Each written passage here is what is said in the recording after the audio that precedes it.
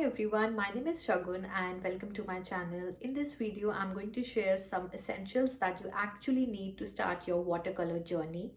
Over the years, I have done watercolors and I truly believe that you actually do not need expensive brushes or a variety of colors and to actually start painting with your watercolors. So you need just a few essentials that I'm going to share in this video to start with your beautiful watercolor journey. So let's get started with the video. When you start watercolor, it's tempting to buy a huge set of watercolor paint set, the fancy brushes, and expensive paints. But the truth is, you only need specific tools to make your professional art. So today I'm going to show you what exactly to buy so you don't waste your money on this. The first essential is the watercolor paper, the right watercolor paper. This is where the beginners fail. They buy cheap paper and they think they are bad artists. I'm going to show you. I've painted the same flower on two papers and you can clearly see the difference.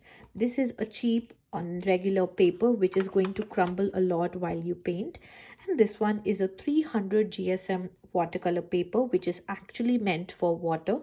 So you can work a lot on this paper and you cannot work with water and many layers on this paper.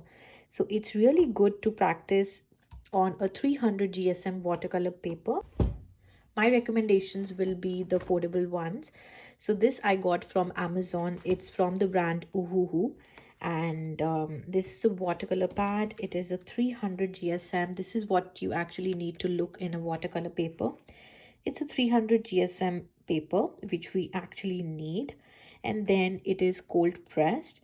And this pack actually has 36 sheets, and I got a pack of two of these for just $26.99, which is very affordable. So you get 72 sheets in $26.99. The next is that I got this Bohong watercolor paper. It is 100% cotton paper. It is a 300 GSM paper. The size is written here, and it is a pure cotton watercolor paper, which is ideal for all the beginners out there.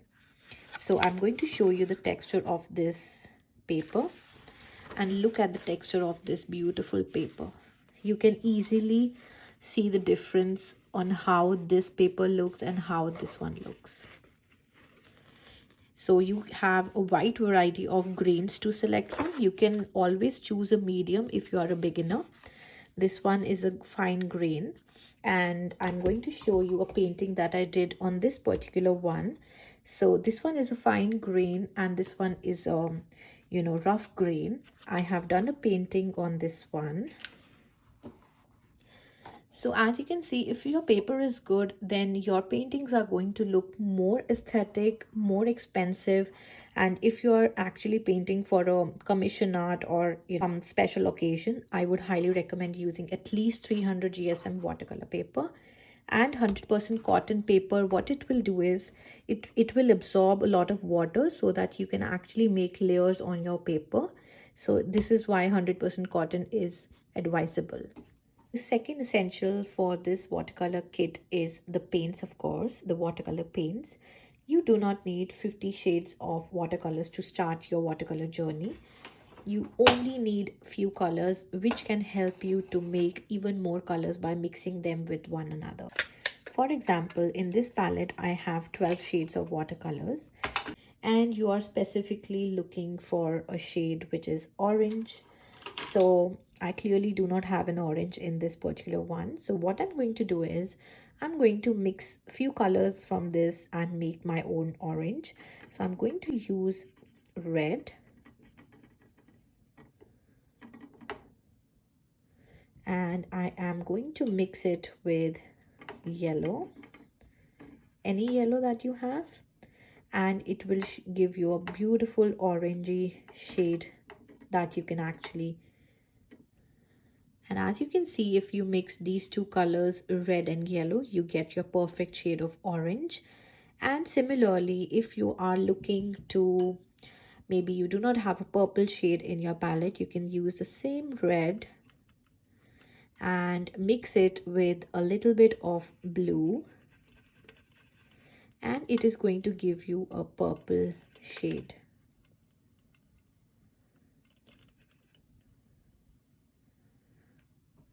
Let us swatch the colors that we've just created. So starting with this purple, you can always intensify the purple by adding more pigment, the amount of purple that you need.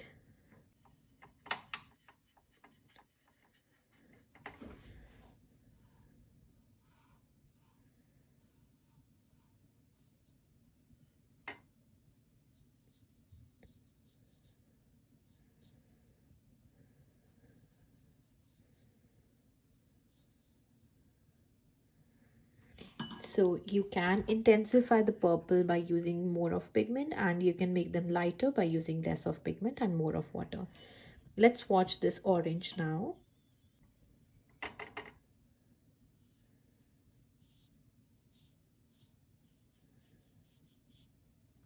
Look at this beautiful orange that we've just created by mixing red and yellow.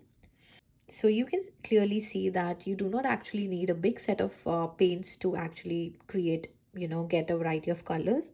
In fact, you can use the ones that you have, mix them with one another, and then create new colors like this. If you are not wanting to invest in a palette which has its self-made colors in it, you can buy them separately in the tubes, which is also an option. So this one is from Artist Loaf, which I got from Michaels, and this is the color sepia. And this one is my favorite color these days, which is Winsor & Newton Payne's Gray color. So I like to buy these tubes for just the colors that I love and use a lot. So you can do this as well. You can buy few tubes, 4 to 6 tubes, to get your primary palette ready. Then mix them together and make new colors as you wish. This is also a very good option if you want particular colors in your palette. On to the third essential, which is brushes. You do not need these many types of brushes, honestly, to start with your watercolor journey. So do not confuse yourself for buying different styles of brushes to achieve different results. Whereas you can only use these two brushes to actually create a masterpiece. So I'm going to recommend these two numbers, which can work, very diverse for all different kinds of paintings that you aim to do. One is the number 8 round brush, which is this one. This will help you to cover bigger spaces and a large area where you want to paint. And the second number is number 3 or number 2. This will help you to give more details, like the closer details that you want to put in your watercolors. So I highly recommend that for the beginners, these two brushes are actually enough, and you do not need all these brushes in your watercolor kit.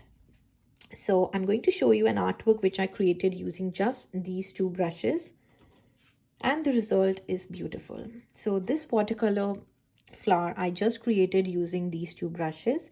So the big brush, the number 8 one, I used to give the base color and the shadows, and this little one I used to give more details, fine details. I'm absolutely stunned that I only used these two brushes for the whole of this painting. So I highly recommend just investing in these two brushes, and that's all what you need for a beginner's watercolor kit.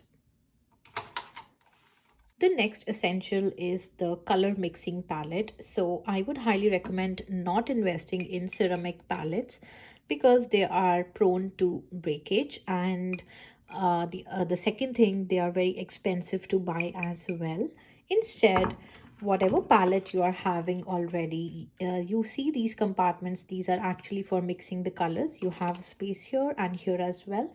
And if you do not require that paint anymore, and you can easily use a tissue and clean it off and use it for the new set of paints that you want to mix. It's a great way of not carrying too much stuff and saving your money.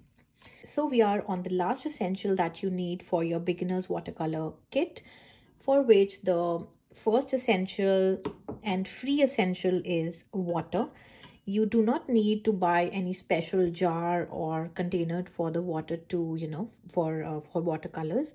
So this was a candle that I had, and after I burnt it out, I cleaned the jar, and then I'm using this for my watercolors. It's very economical. You do not need to buy it separately.